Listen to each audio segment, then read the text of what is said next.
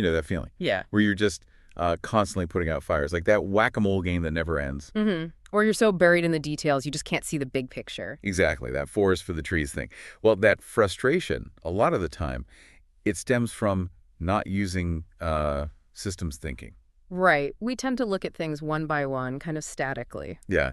And, okay, ancient cultures often had more holistic views, but modern science, well, it went deep into reductionism, breaking things down, which was, incredibly successful. For sure. But it struggles with the big, messy, interconnected problems we face now, like the environment or the economy. They're just complex. So to really get a handle on things today, we kind of need this upgrade. We need systems thinking, seeing the connections, the whole picture, how things change over time. And that brings us to our source for this deep dive. Right. The book, Thinking in Systems, a Primer by Donella Meadows. An absolute classic. She learned from the founder of the field, taught people like Peter Senge. The fifth discipline guy.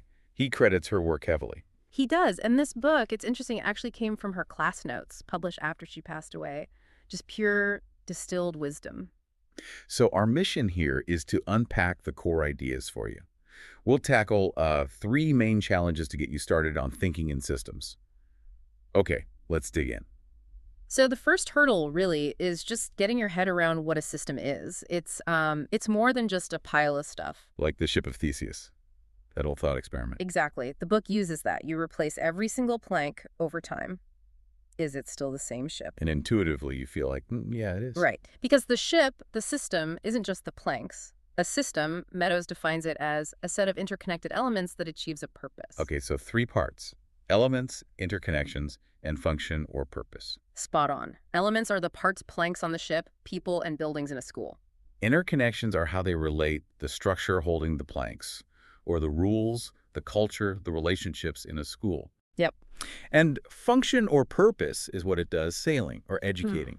Compare that to, say, a pile of sand. It has elements, the grains, but no real connections holding it together in a specific way, no overall purpose. Got it. Not a system. And here's the kicker, the really crucial insight. The elements, often the least important part, the easiest to replace. Really? We focus so much on the parts. We do. But it's the connections and the purpose that really define how the system behaves. Think about it. So like changing players on a losing sports team or firing the CEO, that's just swapping elements. Pretty much. And Meadows points out we do it all the time. But if the real problem is the connections, bad training methods maybe, or poor communication structures. Or maybe the function changed, like a school that starts focusing only on profit instead of education. Exactly. Then just changing the elements, the players or the CEO, is not going to fix the underlying issue. Which is where things like that 5 whys technique come in, right? To get past the surface. Yeah, the Toyota example, oil leak on the floor. That's an element problem, a bad part. But why the bad part? Keep asking why. And you get to, maybe, low-cost purchasing decisions. Right. Which points to a procurement policy, a connection, a rule that's judged only on short-term cost savings, ignoring quality. You follow the chain from element to connection or function. That makes so much sense. Otherwise, you're just fixing the oil leak again next month. Whack-a-mole. You got it. Just firefighting. Okay, second challenge. Understanding how systems change, the dynamics. This involves stocks and flows, right? Like a bathtub. Perfect analogy. The amount of water in the tub is the stock. Water coming in from the faucet is inflow. Water going down the drain is outflow. And the water level, the stock, changes based on those flows. Simple enough. But here's a slightly counterintuitive point. To raise the water level, you can turn up the faucet increase inflow. Or you could partially plug the drain decrease outflow. Exactly. We often focus only on the inflow, hire more people, make more money, but sometimes reducing the outflow, like cutting staff turnover or managing expenses, is way more effective or cheaper. It's like that saying, wealth comes from having fewer needs as much as higher income, controlling the outflow. Precisely. Now, it gets really dynamic when we add feedback loops. These are closed chains where the stock level influences the flows, which then change the stock again. Okay, loops. There are different kinds. 2 main types, reinforcing loops or positive feedback. They amplify change. Think compound interest. More money means more interest, which means even more money. Right. It spirals up or sometimes down. Exponential growth or collapse. Winner-take-all dynamics often come from these. And the other type? Balancing loops or negative feedback. They counteract change. They try to pull the system towards a goal or a stable state. Ah, like the thermostat in your house. Perfect example. Temperature. The stock gets too high. The cooling and outflow sort of kicks in, brings the temperature back down towards the set point. Dieting is another one. You try to bring your weight stock down to a target. They stabilize things. So reinforcing loops push things further, balancing loops pull things back. In essence, yes. And a really common pattern, the limits to growth idea, is when a reinforcing loop drives growth. Like a company's marketing boosting sales. Until it runs into a balancing loop that slows it down. Maybe the distribution system can't handle the volume, creating delays and angry customers, which hurts sales. So the balancing loop limits the reinforcing one. Right. And the solution isn't just to push harder on the marketing. You have to fix the limiting factor, the distribution system in that case. If balancing loops fail entirely, a dangerous reinforcing loop can take over, leading to collapse, like an economic crash feeding on itself. Wow, okay. That covers structure and dynamics. What's the third challenge? Feedback delay. This is a big one. Systems almost never react instantly. There's a lag between an action and its effect. Like changing population policy takes decades to show results. Exactly. Or the classic example, the hotel shower. You turn up the hot water. Wait, it's still cold. You turn it up more. And then suddenly you're scalded. Right.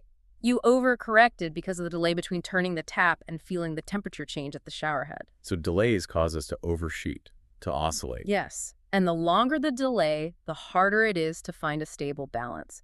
Think about business decisions, hiring people, building factories, R&D. These all have significant delays before you see the results. That shelling example about the U.S. response to Sputnik comes to mind. The push for STEM education. Yeah, a 6-year delay led to over-recruitment, then a glut, then falling interest, then shortages again. Oscillations caused by delay. Okay, so if delay causes these problems, how do you deal with it? Well, counterintuitively, often you need to slow down your reactions. Don't tweak things constantly based on immediate signals. Wait for the trend to become clear. Kind of. The book mentions a beer distributor example where waiting longer between orders actually reduced the wild swings in inventory. It smoothed things out. So take 2 aspirins and wait, as the saying goes. Act once, then give the system time to respond before acting again. That's a good way to put it. Don't keep fiddling. Of course, if you can shorten the delay, like just-in-time manufacturing reduces the need for big inventory buffers, that helps too. But some delays, like developing talent, are just inherently long. Okay, let's recap quickly. 3 keys from Meadows. Understanding system structure elements, connections, function, with connections and function being crucial. Then system dynamics, stocks, flows, and those reinforcing and balancing feedback loops that drive growth, stability limits, and sometimes collapse. And finally, feedback delay, that time lag that messes with our decisions and often requires us to slow down, wait, and look longer term. Right, and this isn't just abstract stuff. You're in systems all the time. Work, family, the economy. Your behavior shapes them, and they shape your behavior. Understanding these ideas helps you see why things happen the way they do, why you might feel stuck. And Meadows' ultimate takeaway, after studying this stuff for years, was humility, really. You can't perfectly predict or control complex systems. The goal isn't control, it's more like understanding, listening, adapting. Yeah. As she beautifully put it, the goal is to learn how to gracefully dance with the system. So thinking about that last piece, feedback delay. Yeah. How does knowing about that time lag change the way you might look at a problem you're dealing with right now? Especially one where maybe you feel like you're just constantly reacting, something to think about.